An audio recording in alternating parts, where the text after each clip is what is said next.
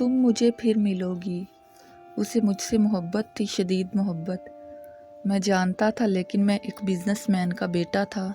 मुझे बहुत संभल कर रहना पड़ता था, बहुत प्रैक्टिकल होके। लेकिन आपको सच बताऊं, मैं उसे खुद बच्चों की तरह चाहता था। मुझे वो बहुत प्यारी और मासूम लगती थी, जैसे कोई हूर हो। वो थी ही इतनी खूबसूरत कि मामा ने मेरे कहने से पहले ही उसे मेरे लिए पसंद कर लिया था। इसमें कोई दिक्कत भी पेश नहीं आई, क्योंकि वो मेरी इकलौती खाला जान की इकलौती बेटी थी। पापा को मुझ पे फुल कंट्रोल था। वो मुझे अपनी नज़रों के सामने रखते, हर जगह, हर मीटिंग में और हर बिजनेस डील में। उन्हें औरतों का कारोबार में मुदाखलत या औरतों का कारोबार पर असरअंदाज होना बिल्कुल भी पसंद ना था। बस हालात कुछ ऐसे हुए कि नानों की तबीयत बहुत ज़्यादा ख़राब हो गई। यहाँ तक कि एक दिन डॉक्टर्स ने उन्हें जवाब दे दिया, लेकिन उनकी ज़ुबान पर एक ही बात थी, मेरे जीते जी फ़ाखिर और कमल की शादी कर दो। फिर यूं हुआ, नानों के वार्ड में गवाहों और दोनों फैमिलीज़ की मौजूदगी में हमारा निकाह हुआ।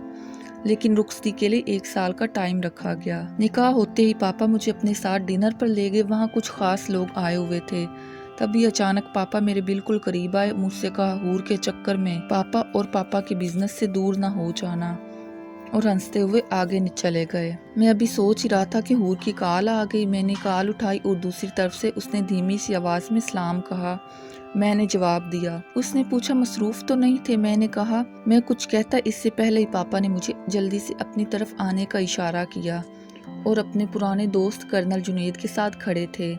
मैं बस कमल से इतना ही कह सका, हाँ मैं बिजी हूँ, और सीधा पापा की तरफ चला गया।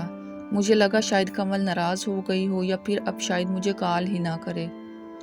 लेकिन अगली सुबह उसका गुड मॉर्निंग का मैसेज देखा और एक अलग ही एहसास हुआ। मैंने उसे कॉल की। उसने ऐसे पिक की जैसे बस मेरे इंतज़ार में हो। सामने से सलाम हुआ। मैंने जवाब दिया। बहुत ही मुश्किल से खुद को काबू कर रखा था। मेरा दिल कहता था मैं चीख चीख कर कहूँ, कमल मुझे तुमसे मोहब्बत है, बेइंतहा मोहब्बत है। मेरी खामोशी को महसूस करते हुए उसने धीमे से लहजे में कहा, फाखिर मुझे आपसे बचपन से मोहब्बत है। बस उससे इतना ही कहा गया और फिर वो मेरे जवाब का इंतजार करने लगी। मैं किसी और ही दुनिया में गुम हो गया था। उसने मेरा नाम लिया। फाखिर क्या हुआ, क्या आप मुझको पसंद नहीं करते? मैंने कहा, हाँ तुम बहुत अच्छी हो, हम साथ रहेंगे।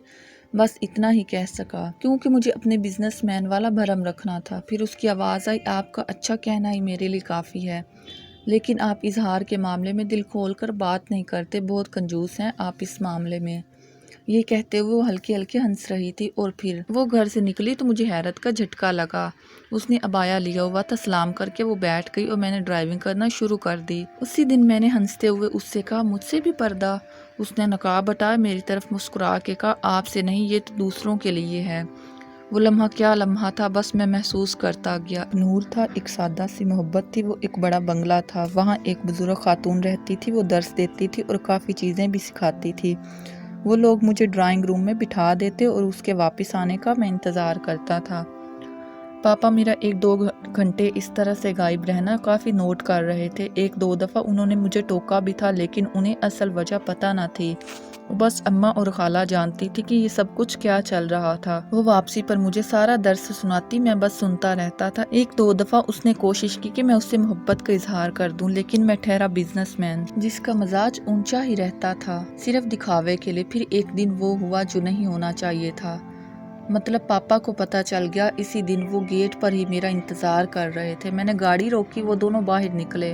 उन्होंने कमल को देखते ही कहा, मैंने आज एक ड्राइवर रख लिया है, आज से तुम ये ड्राइवरी छोड़कर काम पर तवज्जो दो। बस इतना कहकर वो घर की तरफ पलट गए। कमल ने मेरी तरफ देखा और वो भी घर की तरफ चल दी, और फिर हमारी रूटीन बदल गई। अब वो ड्राइवर के साथ जाने लगी। पापा ने मुझे बहुत ज्यादा मसरूफ कर दिया, इतना मसरूफ कि 2 महीनों में भी एक दफा मैं उससे बात कर सका, और शायद ही 1-2 दफ़ा उसे गुड मॉर्निंग का और या गुड नाइट का जवाब दे सका। मैं पापा की राह पर चल पड़ा था। मैं उसे इग्नोर कर रहा था, पता नहीं क्यों, लेकिन कर रहा था। मुझे लगता था सब कुछ एक जैसा रहेगा, कुछ नहीं बदल सकता। वो मेरी है, एक दिन उसने मेरे ही पास आना है।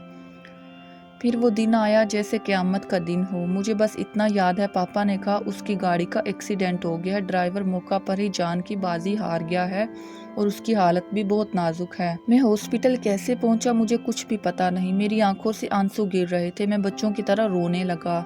اتنے میں ڈاکٹر کی آواز آئی، فاخر کون ہے؟ جلدی سے اندر آئے، مریض کے پاس اتنا ٹائم نہیں ہے۔ میں سنتے ہی اندر کی طرف بھاگا، سامنے دیکھا تو میری کمل ایک مرجھایا ہوا کمل کا پھول لگ رہی تھی۔